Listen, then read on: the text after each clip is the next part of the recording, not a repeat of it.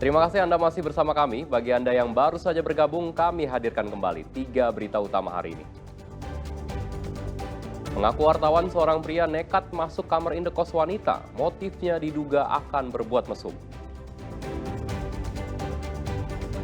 Maksud hati merazia manusia silver yang kerap mengganggu arus lalu lintas. Satpol PP di Makassar justru dilempari batu dan panah. Niatnya menjerat ikan di keramba, nelayan di Maros malah mendapat buaya muara sepanjang 3 meter.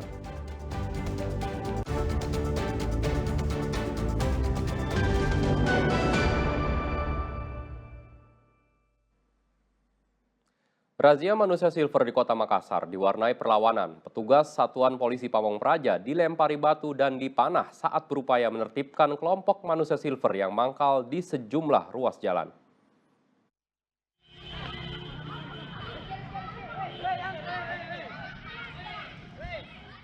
Dengan melempar batu dan mengarahkan anak panah, sekelompok manusia silver di perempatan Jalan Veteran dan Sungai Sadang, Kota Makassar, melakukan perlawanan terhadap petugas Satuan Polisi Pamong Praja yang hendak melakukan razia. Aksi perlawanan tak hanya dilakukan oleh manusia silver, tetapi juga oleh warga sekitar yang diduga merupakan keluarga mereka. Petugas terpaksa mundur untuk menghindari serangan. Perempatan jalan ini diketahui memang sering dijadikan tempat mangkal oleh manusia silver. Aktivitas mereka kerap mengganggu kelancaran arus lalu lintas dan membahayakan keselamatan pengguna jalan. Padahal Dinas Sosial Kota Makassar telah memasang papan larangan agar masyarakat tidak memberi uang kepada pengemis dan sejenisnya. Ini sebagai bentuk upaya menekan praktik mengemis di jalan raya.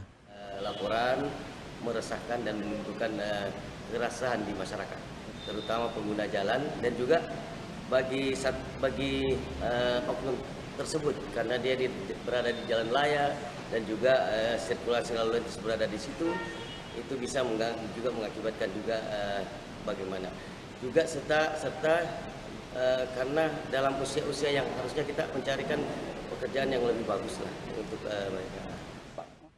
Fenomena manusia silver makin menjamur di Kota Makassar, khususnya di titik-titik lampu merah.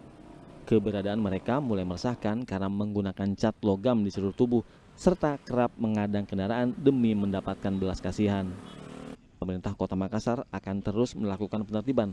Bagi yang terjaring akan dibina oleh Dinas Sosial dan diberikan peluang kerja melalui Dinas Ketenagakerjaan. Muhammad Sardi melaporkan dari Makassar. Sekolah rakyat akan segera berdiri di Sulawesi Selatan. Gedung BPSDM Pemprov Sulawesi Selatan di Makassar nantinya akan dijadikan asrama sekaligus kelas bagi siswa sekolah rakyat.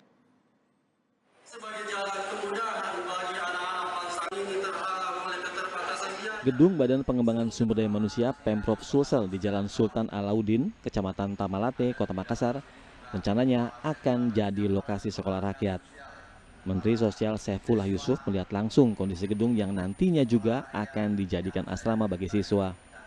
Menurutnya, kamar yang disiapkan sudah sangat layak ditempati, seperti kamar dilengkapi tempat tidur, lemari, dan juga kamar mandi. Saifullah juga meninjau ruang belajar siswa yang dinilai sangat nyaman untuk mendukung proses belajar mengajar siswa.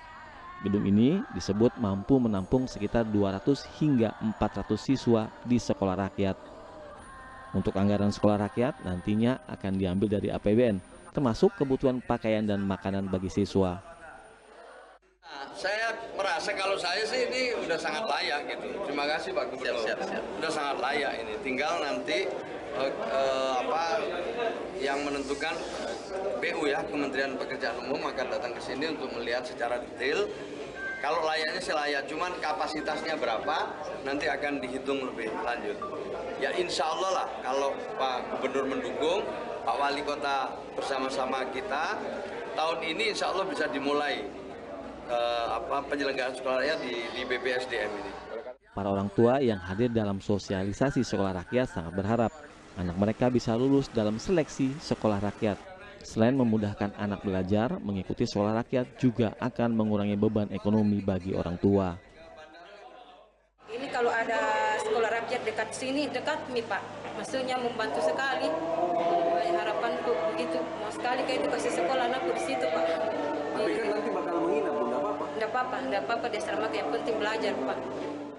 Saat ini baru ada 2 lokasi yang direncanakan sebagai lokasi sekolah rakyat dan nantinya akan masuk tahapan pertama tahun ajaran 2025-2026. Persiapan sudah dilakukan mulai dari seleksi siswa, seleksi kepala sekolah, dan seleksi guru. Raisa Habu melaporkan dari Makassar.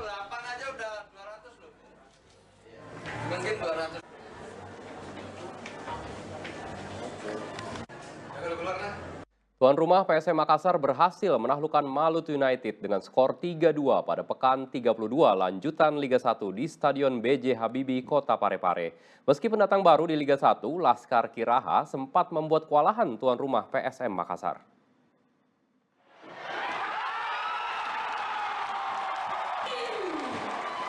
Tim PSM Makassar meraih 3 poin penuh usai menaklukkan Malut United FC di Stadion Gelora B.J. Habibie, Kota Parepare.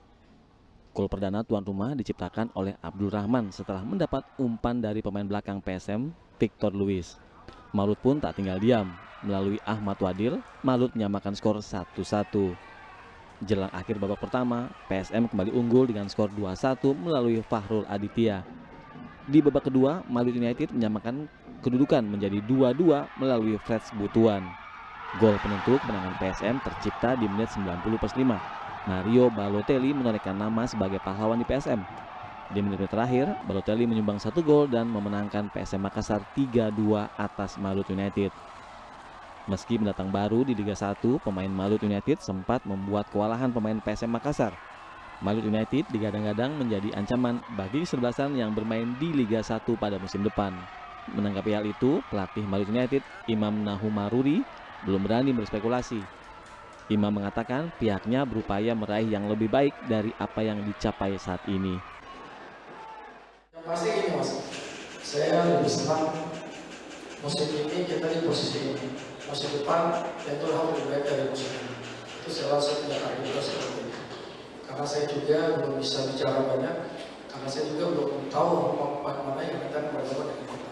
Yang pasti ketika saya membangun sebuah tim, saya tidak akan pernah lihat nama besar. Yang sering adalah kerja keras. Sampai kerja keras di latihan, maka dia akan main, bukan nama besar. Menangan ini sangat penting bagi PSM Makassar. Ini karena pada laga sebelumnya hanya mampu imbang 1-1 ketika melawan Borneo FC, serta 2 kali kekalahan dari Bali United dan PSS Sleman. Sementara kesebelasan Malut United tercatat 7 kali menelan kekalahan, selebihnya seri dan menang. Di papan klasemen sementara Liga 1, Malut United bertengger di papan atas di posisi keempat dengan 53 poin. Suardi Gatang melaporkan dari Kota Parepare.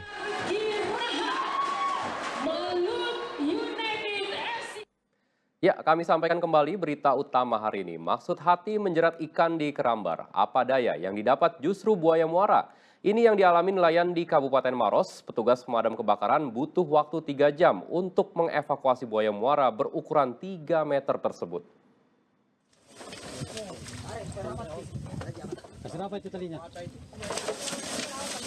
Tim Animal Rescue Kabupaten Maros harus menuju tengah laut untuk mengevakuasi buaya yang masuk ke dalam keramba milik nelayan pada Jumat pekan lalu. Menggunakan tali dan tongkat khusus, tim damkar yang berusaha mengeluarkan reptil ini pun sempat mengalami kesulitan. Ini karena buaya terus melawan saat hendak diikat. Bahkan beberapa kali tali yang digunakan untuk mengikat mulut buaya terlepas dan putus.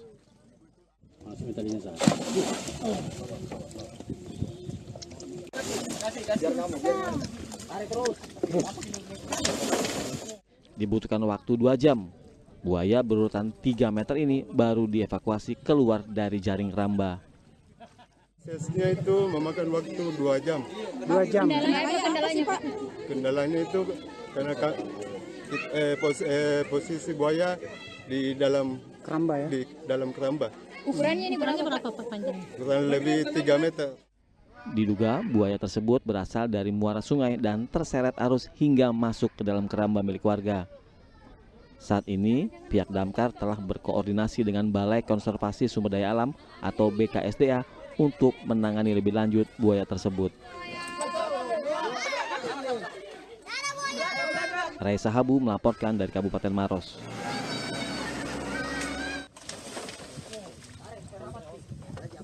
Berapa itu talinya?